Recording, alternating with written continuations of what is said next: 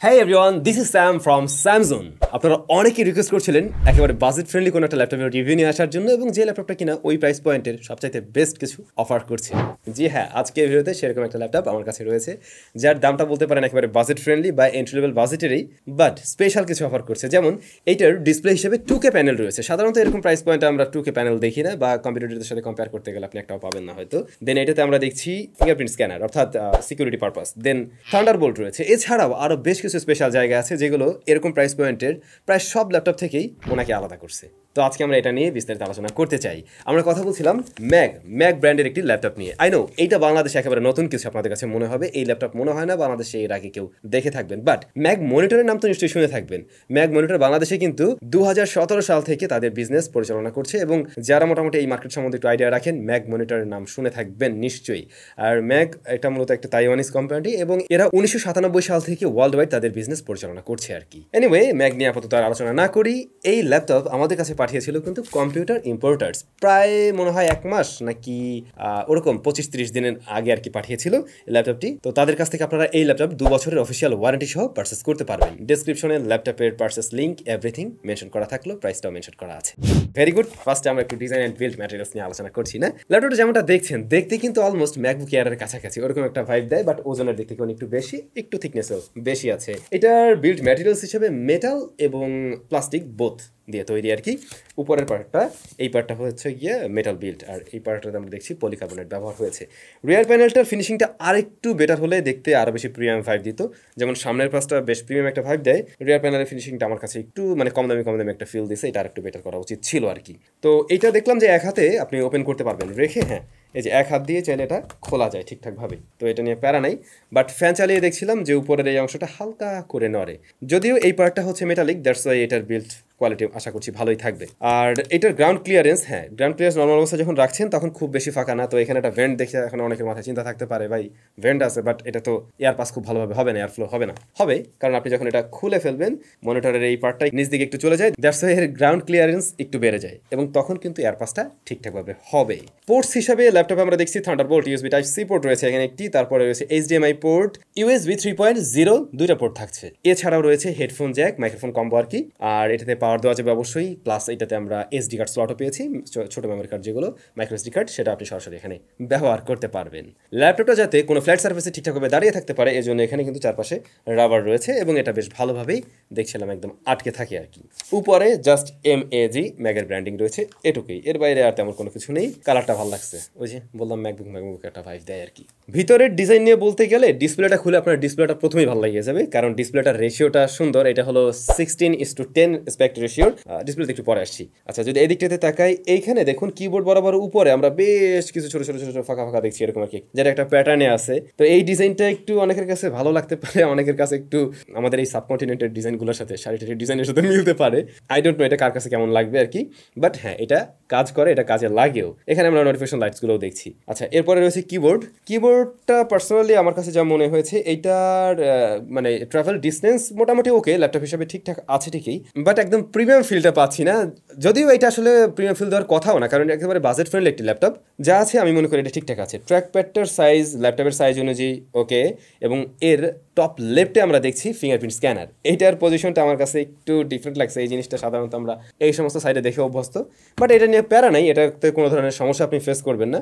আস্তে আস্তে এর সাথে ইউজ টু হয়ে যাবেন, এবং এর ফিঙ্গারপ্রিন্ট স্ক্যানারটা একদম ঠিকঠাকভাবে রেজাল্ট দিচ্ছে আর কি। কিবোর্ডটা কিন্তু ব্যাকলিড, সো আপনি এখানে লাইটও পেয়ে যাচ্ছেন। এটাও এরকম প্রাইস পয়েন্ট একটা নোটিসেবল বিষয়, প্রায় ম্যাক্সিমাম ল্যাপটপে এই জিনিসটা নেই এরকম প্রাইস পয়েন্টে। আচ্ছা, এরকম আরও বলতেছি, এটার দাম না বললেন এটা সুবিধা হইতেছে না। এটার দাম হচ্ছে গিয়ে 47,500 টাকা। তো সেই প্রাইস পয়েন্ট থেকে কিন্তু এখন পর্যন্ত যা যা দেখছি মোটামুটি ঠিকঠাকই আছে, বাট আমাদের উচিত এটির ভিতরে জাম্প করা, রাইট?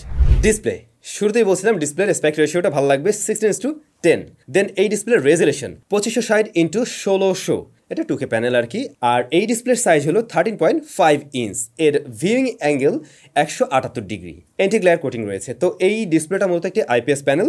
আর এটার কালার রিপ্রেজেন্টেশন নিয়ে বলতে গেলে এটার কালার একদম একুরেট না, অবশ্যই একুরেট কালার দিচ্ছে না, বাট বেশ ভিভিড টাইপের কালার দেয়, এবং ভিউইং অ্যাঙ্গেল ভালো হওয়াতে সাইড থেকেও আপনি একটা ভালো ভিজিবিলিটি পাবেন। সাধারণত 45,000 বা এইরকম প্রাইস পয়েন্টের আশেপাশে ল্যাপটপগুলো দেখবেন যে ভিজিবিলিটি এত বাজে থাকে সাইড থেকে, সেই তুলনায় এইটার ভিজিবিলিটি যথেষ্টই ভালো। আরও একটা বিষয় নোটিস করতে পারেন ডিসপ্লের পাশের বেজেল এরিয়া। বেজেল এরিয়াটাও যথেষ্ট ন্যারো রাখছে ওরা, ইভেন আপার চিনটাও এই এরিয়াটাও আমরা দেখছি এখানে ক্যামেরা আছে, তারপরে মোটামুটি ওরা বেশ ন্যারো রাখার ট্রাই করছে, ইভেন নিচের দিকটাও। আর রেশিওটা একটু ডিফারেন্ট হওয়াতে এটাতে যে কোনো কিছু দেখে আর কি একটু অন্যরকম ভালো লাগতে পারে ম্যাক্সিমাম মানুষের কাছেই।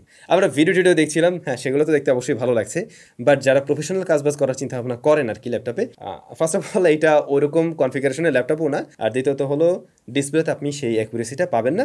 বাট এটা ডিসপ্লে এমনিতে রেগুলার ইউজেস, মাল্টিমিডিয়া দেখা, টুকটাক কাজবাজ করা, লাইক আপনি ছোটোখাটো আমাদের মতো কন্টেন্ট ক্রিয়েটর যারা রয়েছেন, ভিডিও টুকটাক একটু এডিট করতে চান ক্যাপকাট ট্যাপকাট দিয়ে, তাদের কাছে এটা নিয়ে কোনো প্যারা হবে না। তবে সবকিছুর পরে গিয়েও আপনার বেশি ভালো লাগবে রেজুলেশনের কারণে। আর এটার ব্রাইটনেস ইনডোরের জন্য ঠিক আছে, শ্যাডো এরিয়াতেও দেখছিলাম ভালোভাবেই দেখা যায়, বাট একদম আউটডোরে অবশ্যই স্ট্রাগল করার কথা। ল্যাপটপ নিয়ে আমার মনে হয় না কেউ সানলাইটে গিয়ে ইউজ করবেন আর কি। ক্যামেরার প্রসঙ্গে ছিলাম না, তো এখানে যে ক্যামেরাটা রয়েছে এটা মূলত একটি এইচডি ক্যামেরা 720 রেজুলেশনের 720p। তো এটা একেবারে বেসিক অ্যাজ ইউজুয়াল রেজাল্ট দিচ্ছে, জাস্ট ওই ভিডিও কলিং এর জন্য। আর ভিডিও কলিং এর বাইরে করবেনই বাকি এটা দিয়ে। অলরাইট, ভেরি গুড, যাওয়া যাক আর একটু ভিতরে। প্রসেসর হিসাবে এই ল্যাপটপে রয়েছে ইন্টেল কোর i5 10 জেনের প্রসেসর, যার ম্যাক্স ক্লক স্পিড 3.60 GHz। এটাতে আমরা গ্রাফিক্স সেকশনে দেখছি ইন্টেল আইরিশ রয়েছে, স্পেশালি তেমন কিছু নেই, তবে থান্ডারবোল্ট যেহেতু আছে আপনি চাইলে একটা এক্সটার্নাল কিছু ব্যবহার করলেও করতে পারেন যদি প্রয়োজন হয় কারো। আচ্ছা, র্যামটা ভালো আছে, এখানে DDR4 এর 16 GB র্যাম রয়েছে 3200 MHz এর। আর এসএসডি হিসাবে NVMe এসএসডি রয়েছে, যা মূলত 256 GB। 512 হলে তো এরকম বাজেটে সেই হইতো না, আসলে সেই হইতো। রান করছে উইন্ডোজ 11-এ, বাট নট লাইসেন্সড, বাট আপনি এখানে লাইসেন্সড মাইক্রোসফট ওয়ার্ড পেয়ে যাবেন আর কি। এখন কথা হলো এই প্রসেসরটা এরকম প্রাইস পয়েন্টের জন্য কি বলা যেতে পারে, খুব আহামরি ডিল। এরকম প্রাইস পয়েন্টের জন্য স্ট্যান্ডার্ড জায়গায় আছে, লাইক এই প্রসেসর যুক্ত আরও একটা ল্যাপটপের সাথে যদি আমরা কম্পেয়ার করি, তাহলে ওগুলোর থেকে এটার প্রাইসিংটা বেশ কিছুটা কম। যেমন ধরুন অ্যাসুসের ভিভো বুক রয়েছে, এবং ওটাতেও কিন্তু সেম প্রসেসরটা আমরা দেখছি। আবার ওয়ালটনের প্যাশন সিরিজের ল্যাপটপ আছে এই সেম প্রসেসর দিয়ে, যার দাম 64K++। সেই হিসাবে এই ল্যাপটপটাতে আমরা দেখছি ডিসপ্লের জায়গায় এগিয়ে আছে ওগুলো কনফিগারেশন অনুযায়ী, আবার পারফরমেন্স সেকশনে সেম প্রসেসর দিয়ে র্যামটা একটু বাড়িয়ে দিয়ে দাম কিছুটা কম রাখছে। এখন প্রশ্ন থাকতে পারে, ভাই ওরা না দিতে পারলে এই ল্যাপটপ কেমনে দিল? যেহেতু বাংলাদেশে প্রথম আসছে, হয়তো এই কারণে একটু স্পেশাল অফার টফার দিয়ে আর কি যতটা কমে পারা যায়। খুব স্বাভাবিক, নতুন ল্যাপটপ আসছে, নতুন কোম্পানি, এরা মার্কেট ধরার ট্রাই করবে, এটাই স্বাভাবিক। আর এরা অনলাইন থেকে অপারেট করছে যেহেতু টোটাল ব্যাপারটা, দ্যাটস ওয়াই ওদের কস্টিং বেশ কিছুটা কম আছে, হয়তো এই কারণে কম দামে দিতে পারছে। সে যাই হোক, কোম্পানি যে কারণেই দেখ না কেন, রেজাল্ট কি, রেজাল্টে কথা বলবে, রাইট? যে এরকম প্রাইস পয়েন্ট থেকে এটা পারচেস করবেন কিনা এবং কাদের আসলে নেওয়া উচিত, কাদের মূলত কাজে লাগবে। দেখুন, বলছিলাম এটা ডিসপ্লেটা ভালো লাগবে, ওকে ফাইন, এর মানে এই না আপনি এখানে গ্রাফিক্স ডিজাইনাররা কাজবাজ করতে পারবেন। নো, এই ল্যাপটপ দিয়ে সেই ধরনের কাজবাজ করার জন্য মোটেই না। আমরা এই ল্যাপটপ দিয়ে তারপরও ট্রাই করছিলাম প্রিমিয়ার প্রো। আমার ভিডিওগুলো হয় 4K-তে, 4K 10 বিটের ভিডিও আমরা যখন এনে দিয়েছিলাম এটা পারে নাই, সোজা কথা। 8 বিটের ভিডিও দেওয়া হয়েছে, ওইটা দিয়ে মোটামুটি কষ্ট করে এডিট করা গেছে, কিন্তু খুব একটা লেয়ার টেয়ার ইউজ করা যাবে না, খুব একটা কালার কালেকশন করতে গেলেও প্লেব্যাকে ঝামেলা করছিল। বাট আপনি যদি 1080p ভিডিও এখানে এডিট করতে চান প্রিমিয়ার প্রো দিয়ে, দেন ডেফিনেটলি এটাতে আপনি কাজ করতে পারবেন।